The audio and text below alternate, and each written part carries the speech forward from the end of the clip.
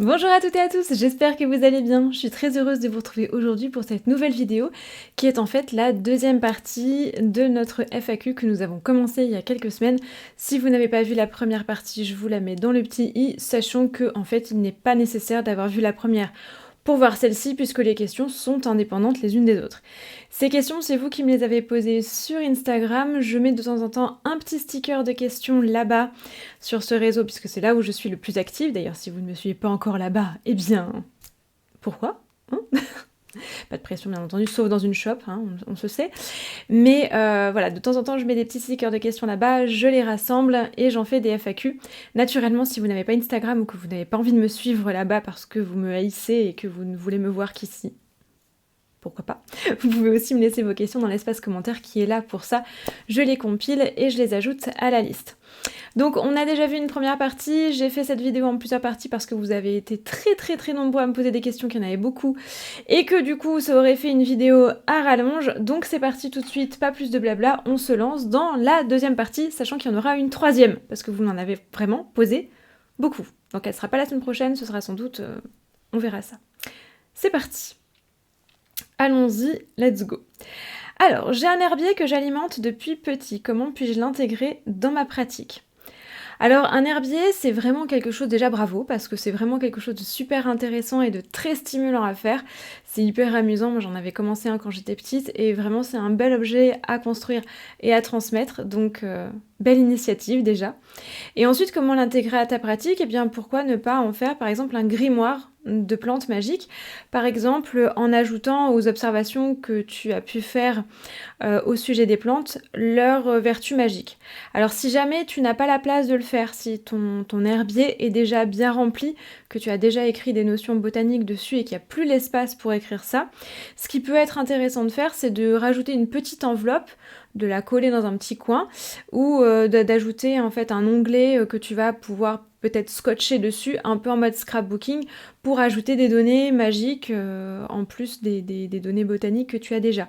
Donc soit tu peux coller une petite enveloppe et à l'intérieur glisser des petites fiches avec les propriétés magiques des plantes, soit créer un volet en fait sur un morceau de papier que tu vas scotcher pour pouvoir le soulever. Tu scotches juste un côté avec du masking tape par exemple ou quelque chose comme ça pour que ce soit un petit peu joli et pouvoir consulter du coup les vertus des plantes qui seront sur son recto et ou son verso. À toi de voir. Mais c'est vrai que ça peut être un très bel outil à ajouter et ça peut créer un grimoire botanique qui peut être particulièrement intéressant et puis très joli parce que l'énergie est très utile, parce que l'énergie des plantes est présente, puisque les plantes y sont directement incluses en quelque sorte. Je vous rappelle que je découvre les questions en même temps que vous. As-tu aimé Diablo 4 ? Ça, c'est quelqu'un qui avait vu ma story, je pense, en lien avec Diablo 4. Alors, je suis une grande fan de Diablo. Il faut savoir une chose, je ne joue pas à beaucoup de jeux vidéo. J'ai eu un accès aux jeux vidéo très tard parce que c'est un truc qu'on n'avait pas à la maison quand j'étais petite et mes parents étaient pas trop pour. Donc j'ai joué assez tard, j'ai pas du coup joué à beaucoup de jeux, d'autant que mes jeux, il fallait que, comme mes parents étaient pas trop pour, quand j'ai eu le droit d'avoir une console, et ben c'est moi qui m'achetais mes jeux avec mon argent de poche. Mais voilà, à chaque fois que je fais une vidéo, il y a de la circulation dans cette rue, même fenêtre fermée, c'est insupportable. Bref, donc j'en ai pas fait beaucoup, mais s'il y a un jeu qui m'a marqué parmi ceux que j'ai fait, ça a été Diablo. Diablo, j'ai fait donc le premier, j'ai fait le deuxième qui est un monument, qui est une référence, qui est une pépite, un bijou, bref, on ne le présente plus, Diablo 2. J'ai fait Diablo 3 également, que j'ai pas craint, contrairement à pas mal de critiques qui étaient assez négatives. Moi j'ai bien accroché sur Diablo 3, je l'ai fait en multijoueur local en plus avec un ami, donc du coup c'était très dynamique, on s'est bien amusé et je l'ai refait un nombre incalculable de fois avec toutes les classes possibles. Donc c'est vraiment un jeu que j'ai écumé dans toutes ses longueurs, comme le 2 d'ailleurs. Donc j'attendais le 4 comme le Messie. Je suis hyper déçue. J'ai été vraiment déçue par ce jeu parce que pour moi il n'a pas tenu ses promesses. J'ai trouvé le côté monde ouvert plutôt mal pensé. Un monde ouvert c'est assez casse-gueule, hein, voilà. J'ai trouvé que c'était pas dans l'esprit de Diablo. Je l'ai trouvé extrêmement facile, pourtant je l'ai pas fait en mode normal, hein, je l'ai fait en mode un peu plus élevé, je sais plus ce que j'avais fait, comment ça s'appelait, expert, ou enfin bref, je l'ai fait au mode au-dessus. Et c'est très redondant, les quêtes sont toutes les mêmes. J'ai trouvé que graphiquement, pour voir le temps qui était passé entre le 3 et le 4, sachant que du coup le 4 est quand même sorti sur PS5, il y avait du matériel et j'ai trouvé que c'était pas ouf, même au niveau des cinématiques, c'est très inégal. On voit qu'ils ont tout mis dans les listes, le reste, c'est un peu comme la trilogie Bilbo enfin le Hobbit de Peter Jackson, où ils ont mis tout le budget dans Smaug et le reste ça a été fait avec Paint, quoi. Mais bon, je suis un peu critique, mais et là voilà, je suis pas, j'ai été super déçue. Ils nous ont mis des montures, j'attendais ça, on les a très très tard dans le jeu et elles sont nazes, c'est très buggé. Bref, déception, déception. Alors je l'ai pas détesté, il est pas nul le jeu, clairement, hein, puisque voilà, je l'ai fait, bon, ça n'a pas été le bagne pour le faire, mais je m'attendais à tellement mieux, il nous avait tellement fait attendre, il nous avait tellement teasé, que voilà, déçu. Et puis il n'y a pas Diablo dedans. Voilà. Alors oui, je sais, on peut pas toujours remettre Diablo, mais bon, un jeu qui s'appelle Diablo, tu mets Diablo dedans. Au pire, tu mets pas les autres, mais tu mets Diablo dedans. Le seul point que j'ai aimé, c'est que j'ai pu foutre une grosse mandale à Duriel, qui avait été mon traumatisme dans Diablo 2. Voilà, c'est tout. Bref. Déception, vous avez compris. Ouf, tu n'as jamais pensé à être thérapeute slash psy? Certainement pas, et non. Alors déjà, je serais une très très mauvaise thérapeute, une très mauvaise psy, parce que je suis moi-même neuroatypique. Alors, vous allez me dire, oui, mais du coup, quand on est neuroatypique, on comprend mieux les gens qui le sont. Oui, mais enfin, du coup, je ne comprends pas les gens qui sont neurotypiques. Et eux aussi ont besoin de thérapie, eux aussi ont besoin de psy. Donc, non, ce serait une catastrophe. J'essaye autant que possible d'être une oreille attentive et d'être un soutien pour les gens que j'aime. Mais je n'ai pas la prétention de pouvoir les aider. Voilà, je peux les écouter, les soutenir. Par contre, leur donner des solutions, leur donner des clés, leur donner des conseils, c'est marre. Donc non. J'ai pas cette prétention. Chacun son métier et celui-là, c'est clairement pas le mien. Ah, intéressant ça. Quels sont pour toi... Alors je dis pas que les autres sont pas intéressantes, mais je trouve cette question différente de ce qu'on me pose d'habitude, c'est pour ça que ça me tique. Quels sont pour toi les liens et les différences entre l'art et la magie? Alors ça mériterait carrément un sujet en soi. Tu m'as dit les liens et les différences entre l'art et la magie. Alors, l'art, c'est quelque chose qui est très important pour moi. J'ai fait des études d'histoire de l'art avant de bifurquer en archéologie, mais j'ai fait ces études-là parce que justement, je trouve que l'art, c'est fondamental pour comprendre l'humain, parce que c'est une des premières méthodes d'expression que l'on possède pour exprimer non pas l'expression de base, l'expression des besoins, l'expression de la communication basique, mais pour exprimer les sentiments.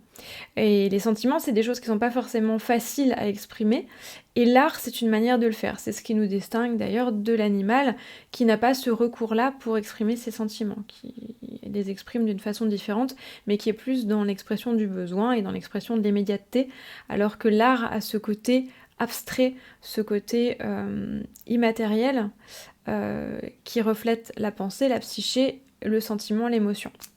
Donc je trouve que c'est super intéressant. Et pour cette raison, j'ai tendance à classer la magie dans l'art. Donc de ne pas avoir l'art d'un côté, la magie de l'autre, mais de considérer que la magie est un art. Parce que c'est un moyen d'exprimer également ce genre de choses dont je viens de parler, donc les sentiments, les émotions, les pensées, la psyché. Pas que, mais c'est un moyen de le faire aussi, pour obtenir des effets, mais quand on fait jamais de l'art pour l'art, on fait de l'art aussi pour obtenir un effet. Toutes les productions artistiques, que ce soit un tableau, une photographie, un morceau de musique, une pièce de théâtre, un roman, que sais-je encore, une pièce de cuisine ou quoi que ce soit, on attend un effet, on attend un résultat. En ça, je trouve que la magie est un art. Donc pour moi, le lien premier entre la magie et l'art, ce serait ça. Ce serait que la magie est en soi un art. Par contre, au niveau des différences, la différence... Une des différences fondamentales que je trouve, c'est que pour moi, la magie n'a pas pour vocation d'être montrée, alors que l'art, parfois, oui, pas tout le temps. On peut faire de l'art pour soi, on peut faire de l'art intime, on peut faire de l'art-thérapie, on peut faire des choses comme ça qui sont du domaine du privé et qui n'ont pas vocation à être montrées à autrui. Il n'empêche que l'art, ça reste quand même une forme d'expression qui est par essence publique. C'est la raison pour laquelle on expose en général les œuvres d'art ou qu'on les diffuse. Pour moi, la magie, justement, ne doit surtout pas avoir ce travers-là, enfin ce travers-là, c'est pas un travers pour l'art, au contraire c'est une qualité, mais dans le cadre de la magie, je trouve que c'est un travers. Un des piliers de la magie, vous le savez si vous connaissez un petit peu ce principe, d'ailleurs on en a parlé dans Une année en magie il y a quelques temps, donc pour rappel Une année en magie c'est le programme que je vous propose pour mettre un petit peu plus de magie dans votre quotidien, donc avec un livret d'une centaine de pages tous les mois qui explore diverses thématiques dont la pratique magique et la théorie magique, et des petites vidéos en plus, fin de la parenthèse. Et on avait parlé justement de ces 4 piliers de la magie qui sont oser, vouloir, savoir, se taire. Qui fait une phrase. J'aime bien l'idée que ces 4 verbes qui sont techniquement indépendants font une phrase. Oser, vouloir, savoir, se taire. J'aime bien, bref. Et du coup, même si la magie est un art, il reste ce pilier qui est se taire. C'est-à-dire garder ça pour soi, dans le but de ne pas retenir les énergies, de ne pas les brasser, de ne pas faire interférer, c'est mieux. Faire interférer les énergies d'une autre personne qui pourrait mésinterpréter ce qu'on a fait en magie. C'est pour ça que la diffusion de la magie sur les réseaux me dérange. Les gens qui se filment en train de faire des rituels, je suis assez dubitative par rapport à ça. Alors, je dis pas que c'est pas bien, et je dis pas qu'ils ont tort, seulement c'est vraiment un truc qui me correspond pas. C'est trop intime pour moi. Et voilà, pour moi, la différence fondamentale, elle serait là. Alors, je te dis ça vraiment à chaud comme ça parce que je pense que c'est une question qui mériterait une plus ample réflexion. D'ailleurs, je vais la noter dans un coin et je vais peut-être la garder pour une année en magie, justement. Je ne sais pas si... Alors, est-ce que j'ai noté les pseudos? Non, je ne l'ai pas fait. Bravo, bien joué Lyra. J'ai pas noté les pseudos, donc je ne sais pas si tu es dans Une année en magie, mais je pense que ça pourrait être un truc super intéressant à bosser, ça. Donc vous qui suivez le programme, ouais, je pense que ça pourrait être un truc sympathique à travailler. Donc je te remercie beaucoup pour cette question qui est super intéressante et je pense que ça va nourrir pas mal de réflexions. Donc pensez-y aussi de votre côté. Si vous avez des sensibilités à l'art, essayez de vous demander un petit peu les liens et les différences qu'il peut y avoir parce que c'est vraiment une idée intéressante. Question suivante. Coucou. Comptes-tu reproposer des thèmes astro? Alors oui, il fut une époque où je faisais des thèmes astro sur Etsy et honnêtement, non, je ne le ferai plus. En tout cas, pas tant que j'aurai une année en magie, justement. Je proposais des thèmes astro quand j'étais journaliste et quand j'étais prof d'anglais. Donc j'ai été prof d'anglais à domicile, prof particulier, voilà. Pas toujours à domicile d'ailleurs, mais particulier. Et j'avais un petit peu plus de temps que maintenant. Sachant que Une année en magie et la production des contenus que je propose gratuitement, donc la vidéo que vous êtes en train de regarder, la newsletter qui paraît tous les mardis, les publications sur Instagram, les FAQ que j'y fais de temps en temps et la gestion des différents comptes, ça fait que je travaille en moyenne 8 et 10 heures par jour, parfois 12, parfois 15, c'est arrivé, et ça 28 jours par mois. Je ne m'autorise que 2 ou 3 jours de congé par mois en fonction si le mois a 30 ou 31 jours. Ça fait beaucoup. Un thème astral, ça me demande à peu près 3 ou 4 journées comme ça, donc de 8 à 10 heures de travail pour être fait. Et je peux pas caler ça en fait, parce que du coup ça correspondrait au fait de travailler sur mes pauvres jours de congé que je me prends vraiment à coups de lance-pierre. Donc non, c'est pas possible. Si jamais un jour je n'ai plus une année en magie, j'espère que non, je vais toucher du bois parce que c'est... Voilà, je touche du bois, mon bureau est en bois, ma tête aussi, parce que c'est vraiment quelque chose qui me tient énormément à cœur, qui me stimule et qui fait que je me sens bien dans ce que je fais et c'était vraiment ce que je voulais faire, vivre de l'écriture et puis partager ça avec vous. Et voilà, c'est vraiment un projet qui me tient à cœur, mais plus que je ne saurais l'exprimer, donc... Pour l'instant, je ne veux surtout pas que ce projet soit mis entre parenthèses, mais si jamais un jour je devais changer de voie, peut-être que je reprendrai les thèmes astro, mais très honnêtement, il y a très peu de chances que ça arrive, parce que c'est beaucoup de travail. Donc navré, mais non, a priori non. Oh, ton animal totem, ça je sais qui me l'a posé cette question-là. C'est pour m'ennuyer. Alors non, je n'ai pas d'animal totem puisque je ne suis pas d'origine native américaine, donc je ne vais pas aller m'approprier une culture qui n'est pas la mienne. Par contre, j'aime bien la notion d'animal ombre. J'en avais parlé, ça j'avais fait une vidéo justement là-dessus sur les familiers et les animaux totems. Si jamais vous l'avez pas vu, je vous la mets là. Voilà, j'aime bien l'idée d'avoir un animal qui nous représenterait, un petit peu comme quand on fait un portrait chinois, mais en version correcte. C'est-à-dire que le portrait chinois, c'est pas ce que vous voudriez être, c'est ce que vous seriez si vous étiez autre chose que ce que vous êtes. Donc l'animal ombre, pour moi, c'est ce que je serais si j'étais un animal. Du coup, il y en a plusieurs parce que je serais une combinaison d'au moins 2 animaux, j'en ai au moins 2. Mais l'animal totem en lui-même, eh bien, c'est de l'appropriation culturelle, donc je veux plus, même si je l'ai dit à une époque, parce que comme tout le monde, j'ai fait des erreurs, et que comme tout le monde, eh ben, il m'est arrivé de faire de l'appropriation culturelle sans le vouloir, c'est pas grave d'en faire, le tout c'est de se corriger et de ne plus refaire les mêmes erreurs, donc aujourd'hui je ne le fais plus, et je suis tombée moi aussi dans l'illusion de l'animal que je voudrais être, hein. Je suis allée en plein dedans, c'est pour ça d'ailleurs qu'aujourd'hui je peux conseiller entre guillemets, parce que quand on a fait l'erreur soi-même, eh bien, on peut essayer d'éviter aux autres de la faire à leur tour. Disons que voilà, si j'étais un animal, si je devais avoir un animal ombre, ce serait un mix entre un escargot et une pie. Je vous laisse imaginer ce que ça ferait comme animal fantastique. Vous avez 2 heures. Coucou. Tu nous feras une lithotour un de ces jours? Tu veux dire un tour de mes pierres? Oh mon dieu. Alors les pierres c'est pareil, je suis tombée là-dedans. Alors c'est un truc que j'ai depuis toute petite. Collectionner les minéraux et les fossiles. J'ai dû avoir les premiers, je devais avoir 6 ans, un truc comme ça. Ouais, 6 ans. Et c'est une passion. C'est vraiment une passion. Je suis passionnée par le minéral. J'adore ça. Alors au départ c'était pas forcément dans une optique spirituelle, au contraire. Hein. C'était vraiment dans l'optique scientifique.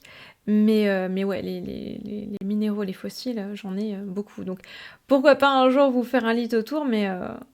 J'aime pas trop en fait ce truc de faire un tour de quelque chose, de montrer ce qu'on a, regarder tout ce que j'ai, regarder comme c'est cool. Je trouve ça, c'est comme la mode des hauls, je sais pas comment ça se prononce, vous savez, les nanas qui ont fait des courses, qui ont fait du shopping et qui vous montrent tout ce qu'elles ont acheté. Ouais, je suis vachement dérangée avec ça. Alors, je suis très accumulatrice, pourtant j'ai plein de choses, d'ailleurs ça se voit déjà dans mon décor, et pourtant j'ai vachement épuré, hein. Marie Kondo serait fière de moi. Il y a déjà un truc qui est vide là, ça me stresse beaucoup d'ailleurs. Faut que je mette des choses sur ce placard. Bref. Mais j'aime pas trop le fait d'étaler tout ce que j'ai. Sachant qu'évidemment, si je vous montre tout ça, dites-vous bien que je suis collectionneuse et que c'est une collection que j'ai démarrée quand j'avais ouais, 5-6 ans. 6 ans.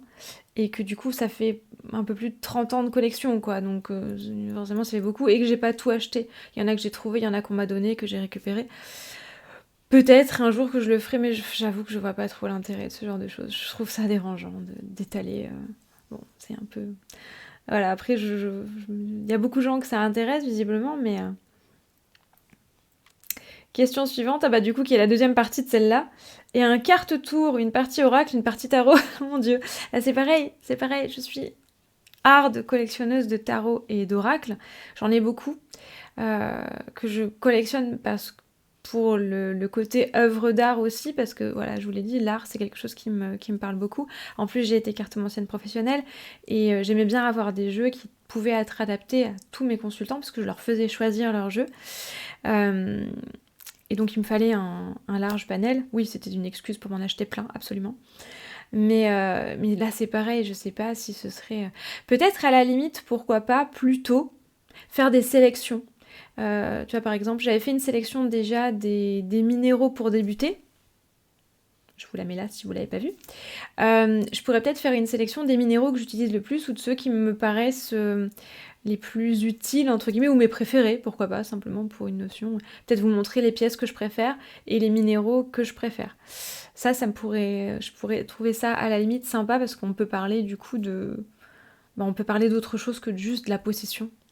Et pourquoi pas faire la même chose avec les tarots et les oracles, dire voilà les tarots que je préfère, les oracles que je préfère et pourquoi. Ça pourrait... Ouais, ça éventuellement, je pourrais trouver ça intéressant. Pourquoi pas. Que préfères-tu pratiquer dans ta spiritualité, hormis les recherches? Toi, tu me connais bien. Je ne sais pas qui tu es parce que j'ai pas noté les pseudos, mais... Oui, je suis une bestie à la recherche. Bon, bah, tu es peut-être un ou une abonnée d'une année en magie et tu as peut-être été contaminé par mes centaines de notes de bas de page dans chaque numéro et mes bibliographies à rallonge. Parce que voilà, la recherche, j'adore ça. C'est pour ça que j'aime autant faire une année en magie. C'est parce que ça me force à faire des... Enfin, ça me force, ça me pousse à faire des recherches sur des domaines sur lesquels j'aurais pas forcément... sur lesquels je me serais pas forcément penchée. Mais ce que je préfère pratiquer dans ma spiritualité, bah, c'est la pratique magique en elle-même. Mettre les mains dans le cambouis, retrousser les manches, pratiquer un sortilège, écrire un sortilège, composer, écrire des incantations, vraiment, voilà. La composition de sortilège et l'accomplissement du sortilège, c'est vraiment ce que je préfère. C'est voilà, la pratique. Même si je trouve que la recherche, c'est super intéressant et c'est super important. C'est le nerf de la guerre, c'est la fondation de ma maison spirituelle. Mais la pratique, c'est quand même fondamental. Et c'est là que je me sens vraiment sorcière. C'est quand je tambouille, très clairement. Des idées pour faire un petit hôtel de voyage, les essentiels auxquels penser. Alors ça, on en a parlé aussi dans Une année en magie. D'ailleurs, si jamais ça vous intéresse, je vous mets la référence du numéro ici, et je vous le mettrai en barre d'infos pour aller le trouver sur Etsy, puisqu'il est dispo sur Etsy, parce que du coup, là, je vais pas avoir le temps de m'étaler autant que je l'ai fait dans ce numéro-là. Alors, l'essentiel pour un hôtel de voyage, je dirais que déjà, il faut déjà commencer par définir tes indispensables, c'est-à-dire les objets et les outils qui te semblent les plus importants. Par exemple, moi, je ne me verrais pas pratiquer, même si je sais qu'on peut pratiquer sans outils, oui, c'est vrai, mais je suis une bestiole purement matérialiste, vous le savez, j'aime bien avoir des choses tangibles entre les mains. Voilà, ça me plaît. Et je ne me verrais pas pratiquer sans mon attamé, par exemple. C'est vraiment un outil qui est très important pour moi, déjà parce qu'il a une histoire. Donc voilà, il est lié à un souvenir, il est lié à un moment de ma vie. Je l'ai depuis pas mal de temps déjà. Donc on a traversé des choses ensemble. Et voilà, j'en ai besoin. Pareil pour ma baguette. J'aime avoir ma baguette, j'aime l'avoir avec moi, et mon livre des ombres. Donc déjà, je me dis, si je devais emmener des trucs en voyage, j'emmènerais au moins ces 3 objets-là. Alors Dodu est un peu gros, mon livre des ombres s'appelle Dodu au cas où, donc il rentrerait pas dans un hôtel de voyage, mais bon, je l'emmène dans un sac et je le trimballe partout, hein, il me suit partout. Et puis voilà, définir ce dont tu as besoin. Par exemple, est-ce que tu as besoin de matérialiser les éléments? Est-ce que c'est quelque chose qui pour toi est indispensable ou te semble confortable ou intéressant pour un hôtel? Si c'est le cas, emmène un petit symbole de chaque élément. Par exemple, une pierre pour la terre, une petite bougie pour le feu, un petit gobelet que tu pourras remplir d'eau pour l'eau, et de quoi faire brûler un petit peu d'encens, ou un petit cône, un truc comme ça pour l'air, ou une plume, hein, si tu veux pas faire brûler quoi que ce soit. Ça peut être une option aussi. Si tu travailles avec des divinités, emmener une représentation et de quoi les honorer, de quoi leur faire des offrandes, un petit bol, un petit... Voilà. Faire en fonction surtout de tes besoins. Je pense pas qu'il puisse y avoir un vrai schéma directeur pour un hôtel de voyage. C'est quelque chose qui doit correspondre à la pratique de chacun. Donc ce avec quoi tu es le plus à l'aise et ce qui te met à l'aise pour travailler, les choses qui sont en lien avec ce que tu accomplis le plus souvent. Par exemple, si ta pratique générale, ce que tu fais le plus en règle générale, c'est des sachets, emmène-toi quelques sachets vides pour pouvoir les remplir de différentes couleurs. Si tu préfères travailler, je ne sais pas, sur la divination, emmène quelques outils de divination, tes outils de divination préférés, un tarot, une paire de dés, un pendule, des choses comme ça. Donc faites vraiment en fonction de vos